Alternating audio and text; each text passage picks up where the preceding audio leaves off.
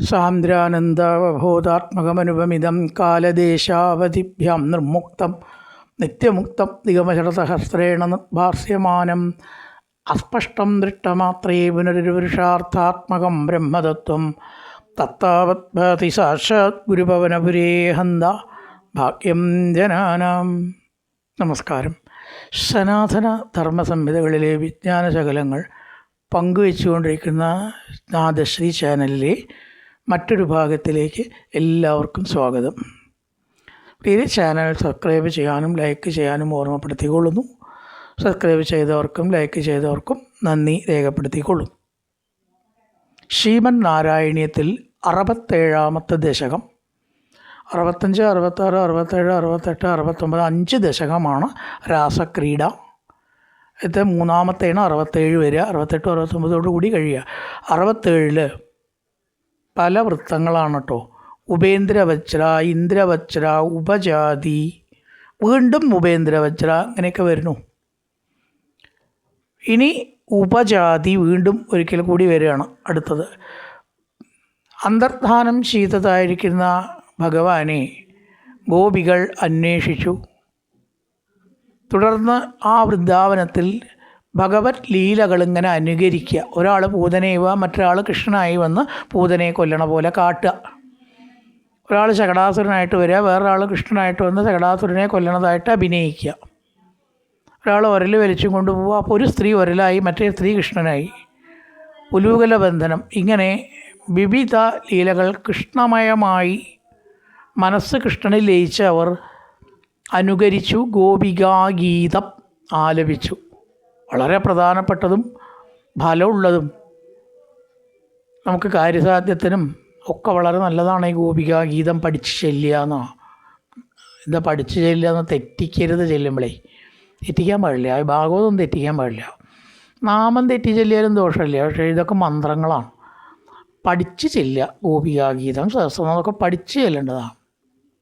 വൃത്തിയായിട്ട് നമുക്ക് ചെല്ലാൻ കഴിഞ്ഞാൽ 41 ദിവസത്തിൻ്റെ അടക്കം നമുക്ക് കാര്യസാധ്യത ഉണ്ടാവും എന്നൊക്കെ കൃഷ്ണ ഭക്തന്മാർ, ആചാര്യന്മാർ പറഞ്ഞു കൊടുക്കുന്നു. അത് ചെല്ലിയത് ഇവിടെ പറഞ്ഞു. അതിനെപ്പറ്റി കൂടുതൽ ഇവിടെ പറഞ്ഞില്ല. വിസ്താര ഭയം കൊണ്ടാവാം. ഇത് ചുരുക്കം സംഗ്രഹമാണല്ലോ നാരായണീയം. തുടർന്ന് പറയുന്നു 9-ാമത്തെ ശ്ലോകം. തഥാവ്യതാസങ്കുല മാനസാനാം പ്രജാംഗനാനാം കരുണൈക സിന്ധോ ജഗത്രൈ മോഹനമോഹനാത്മാ തം പ്രാദുരാസീരൈ മന്ദഹാസി. അർത്ഥം വളരെ വ്യക്തമാണ്. സങ്കുലമാനസാനാം പ്രജാംഗനാനാം, സങ്കുലമാനസാനാം ദുഃഖിച്ച് ഇരിക്കുന്ന ഗോപസ്ത്രീകൾ. എങ്ങനെയൊക്കെയാണ് സങ്കടം വന്നതെന്ന് വെച്ചാൽ അത്രയും സങ്കടപ്പെട്ടു. കണ്ണീരൊഴുക്കിക്കൊണ്ട് മനസ്സ് സങ്കടം നിറഞ്ഞ ഗോപികൾക്ക് മുന്നിൽ ഒട്ടേറെ ഭഗവത് ലീലകൾ അവർ വാഴ്ത്തിയപ്പോൾ ഭഗവാൻ പ്രത്യക്ഷമായി. പ്രജാങ്കേ കരുണൈക സിന്ധോ, ആരുടെയും ദുഃഖം കൃഷ്ണാന്ന് വിളിച്ചിരിക്കുമ്പോൾ ഭഗവാന് കണ്ടില്ല എന്നടിക്കാൻ പറ്റില്ല. ഒക്കെ അനുഭവമുള്ളവർക്കൊക്കെ എന്നൊക്കെ പറഞ്ഞാൽ മനസ്സിലാവുള്ളൂ. അല്ലാത്തവർക്കൊന്നും മനസ്സിലാവില്ല. യഥാർത്ഥത്തിൽ എനിക്ക് വേറൊരു ആശ്രയം ഇല്ല. ഭഗവാനെ അങ്ങ് കൈവിട്ടാൽ ഞാൻ മഹാസമുദ്രത്തിലാണ് എന്ന ആശ്രയബുദ്ധിയോട് കൂടിയിട്ട് ഭഗവാനെ ആശ്രയിച്ചവർ എത്ര ആളാണ് രക്ഷപ്പെട്ടിരിക്കുന്ന സംസാരത്തിൽ നിന്ന്. അപ്പം കരുണൈക സിന്ധോ, കണ്ടിരിക്കാൻ ഭഗവാന് കഴിയില്ല എന്നാണ്. കരുണൈക സിന്ധോ വ്രജാംഗനാനാം സങ്കുലമാനസാനാം താസാം പറയുന്നുണ്ട്. ഇതി ഗോപ്യപ്രഗായന്ത്യ പ്രളബന്ധ്യ ചിത്രധ രുരുതു സുസ്വരം രാജൻ. ഈ രാജൻ ശരീരത്തിനോടാണ് ഭാഗവത്തിൽ പറയണത്. നല്ല സ്വരത്തിൽ അവർ കരഞ്ഞു. നല്ല സ്വരത്തിൽ കരയുക അങ്ങനെ ഉണ്ടോ?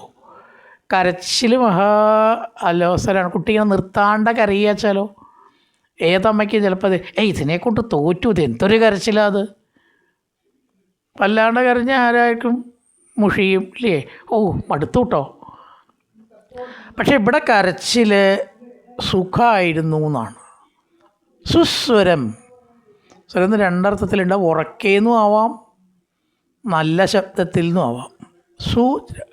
വെരി എന്നുള്ള അർത്ഥമുണ്ട് ഇംഗ്ലീഷിലത്തെ, നല്ല എന്നർത്ഥമുണ്ട്. സുസ്വരം, നല്ല സ്വരത്തിൽ കരഞ്ഞു. എങ്ങനെ ഈ കരച്ചിലിപ്പം അത്ര നന്നായി? ഭഗവാനെ വിളിച്ചിട്ടാണ് അവർ കരഞ്ഞത്, ലോകകാര്യങ്ങൾ പറഞ്ഞ് കരഞ്ഞതല്ല. അതിന് വലിയ സുഖമൊന്നും ഉണ്ടാവില്ല. അതുകൊണ്ടാണ് രുരുതു സുസ്വരൻ. എന്താ കാരണം? കൃഷ്ണദർശനലാലസ, കൃഷ്ണനെ കാണാൻ വേണ്ടിയിട്ടാണ് ഉദ്ദേശം വെച്ചവർ കരഞ്ഞത്. അപ്പം താസാമാവിരഭൂച്ചൗരി സ്മയമാന മുഖാംബുജ, പുഞ്ചിരി തൂക്കിക്കൊണ്ട് അവരുടെ മുമ്പിൽ വന്നു. ഞാൻ ഇവിടെ ഉണ്ട്, നിങ്ങളുടെ ദൃഷ്ടിക്കാണോ കുഴപ്പം? ഭഗവാൻ എവിടെ ഇല്ലാത്ത അയാൾ എഴുതി ഗോഡ് ഈസ് നോ വെയർ, ദൈവമൊന്നുമില്ല, എവിടെയില്ല. വിശ്വാസി അവിടെ അതേ വാചകത്തിലൊരു കോമയിട്ടു, ഗോഡ് ഈസ് നൗ ഹിയർ. വാക്ക് മാറ്റിയിട്ടില്ല കേട്ടോ, നോ വേർ, നൗ ഹിയർ. കോമേ മാറ്റിയുള്ളൂ. ഇവിടെ ഇപ്പുണ്ട്, ഉള്ളവർക്കുണ്ട്, അല്ലാത്തവർക്കില്ല. അപ്പോൾ നോക്കേണ്ട പോലെ നോക്കുക, കാണേണ്ട പോലെ കാണുക, വിളിക്കേണ്ട പോലെ വിളിക്കുക. അപ്പോൾ ഭഗവാൻ അവർക്കില്ല എന്ന് പറയാൻ നാവ് വരില്ല. അതുകൊണ്ട് ഭഗവാൻ എങ്ങനെയാ പ്രത്യക്ഷമായത്? ജഗത്രൈ മോഹനമോഹനാത്മാ സാക്ഷാൽ മന്മഥ മന്മഥ.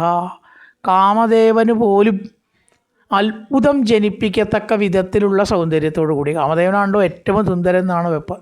അതിനേക്കാൾ ഒരുപടി മുമ്പിലുള്ള സൗന്ദര്യത്തോടു കൂടിയിട്ട് ഭാഗവതമാണ് കേട്ടോ. മന്മഥ മന്മഥ.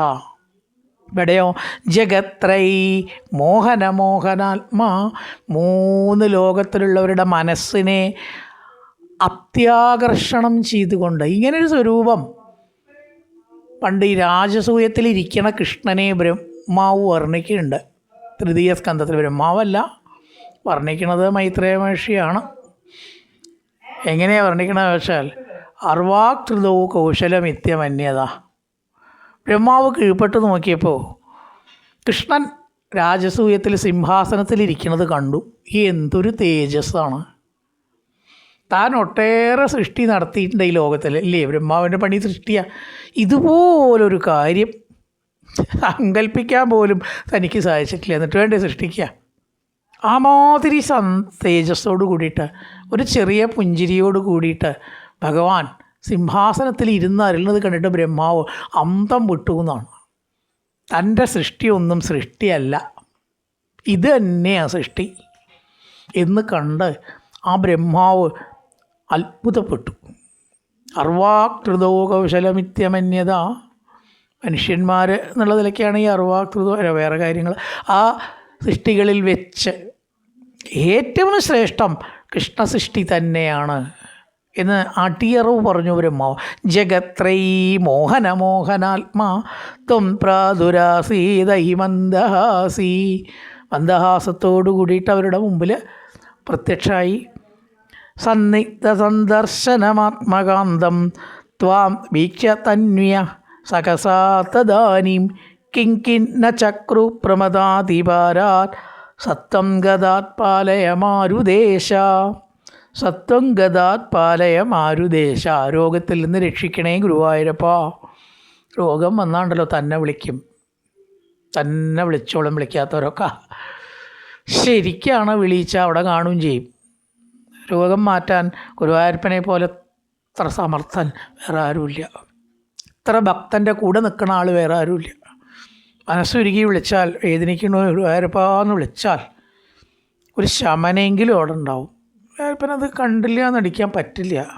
പട്ടേരിപ്പാടിൻ്റെ മാത്രം രോഗമൊന്നുമല്ല മാറ്റിൽ പണി ഗുരുവായൂർ. എല്ലാവരുടെ രോഗവും ശമനം കൊടുക്കുന്ന ആളാണ് ഗുരുവായൂരപ്പൻ, സംശയമൊന്നുമില്ല. ഏറ്റവും കൂടുതൽ രോഗശമന അദ്ദേഹത്തിൻ്റെ ആ ഒരു ഫലം കണ്ടിരിക്കണം. ഏതായാലും അതിനർത്ഥം പറയേണ്ട ആവശ്യമില്ലല്ലോ.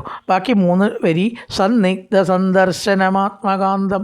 കാണും കാണും കാണും എന്ന് പ്രതീക്ഷിച്ച ആത്മകാന്തനായിട്ടുള്ള കൃഷ്ണനെ കണ്ടപ്പോൾ കിങ് ത്വം വീക്ഷ്യ തന്വ്യ. തന്വ്യ സ്ത്രീകൾ, തന്വ്യ ബഹുവചനം സ്ത്രീകൾ.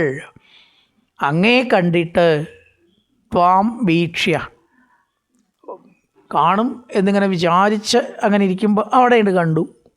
സഹസാ തദാനീം, ഈ എന്തൊക്കെയാണ് ആ സ്ത്രീകൾ ആനന്ദ പാരവശത്തിൽ ചെയ്തത് എന്ന് ഗുരുവായൂരപ്പ എനിക്കിപ്പോൾ പറയാൻ വയ്യ കേട്ടോ. ഒന്ന് ആലോചിക്കണം, എന്നാലേ പറയാൻ പറ്റൂ. ഇങ്ങനെ ഒരു സന്ദർഭത്തിൽ നിർത്തിയിരിക്കുന്ന നരസിംഹാവതാരത്തിലാണ്. അതിന് ശേഷം എന്തേണ്ടായി എന്ന് എനിക്ക് പറയാൻ വയ്യ. തൂണിൻ്റെ മുകളിലും ഇങ്ങോട്ട് അടിച്ചപ്പോഴേ ഞാനൊരു ശക്തി സംഭരിച്ചിട്ട് പറയാം നരസിംഹാവതാരം. ഇപ്പം എനിക്ക് വയ്യ, അതിന് ശേഷം ശക്തിയൊക്കെ വേണം. അതുകൊണ്ട് അടുത്ത ദശകത്തിൽ ആ സ്തംഭയിക്കട്ടെ. അതേപോലെ ഇവിടെ വേറൊരു വിധമാണെന്നേ ഉള്ളൂ. കിന്ന ചക്രു. ചക്രു എന്ന് പറഞ്ഞാൽ എന്തെല്ലാം ചെയ്തില്ല, എന്തും ചെയ്തു എന്നാണ്. അത്രയധികം കാര്യങ്ങൾ ആനന്ദപാരവശ്യത്താൽ അവർ ചെയ്തു. ആ ചെയ്തതിനെ അടുത്ത ദശകത്തിലാണ് വർണ്ണിക്കുന്നത്, ഇവിടെ വർണ്ണിക്കുന്നില്ല. എന്തെല്ലാം ചേഷ്ടകൾ ആ ഗോപികൾ കാണിച്ചു എന്ന് ഗുരുവായൂരപ്പ ഇപ്പം എനിക്ക് പറയാൻ വയ്യ. പ്രമദാതിഭാരാത്, അതീവ ആനന്ദ പാരവശ്യത്താൽ അവർ കാട്ടിക്കൂട്ടിയതായിരിക്കുന്ന ആ ഒരു എന്താ പറയുക ചേഷ്ടകൾ. കിന്ന ചക്രു, എന്തെല്ലാം എന്ത് തന്നെ ചെയ്തില്ല. ചക്രു എന്ന് പറഞ്ഞാൽ ചെയ്തു, എന്ത് തന്നെ ചെയ്തില്ല. ചക്രു ചെയ്തില്ല. അടുത്ത ദശകത്തിലാണ് ഗോപികളുടെ ചില പ്രവൃത്തികൾ പറയണം. എല്ലാം പറയാൻ പറ്റില്ല, ചിലത് പറയാൻ പോകുന്നത്. ശുഭദിന ആശംസകളോടുകൂടി നിർത്തുന്നു. നമസ്കാരം.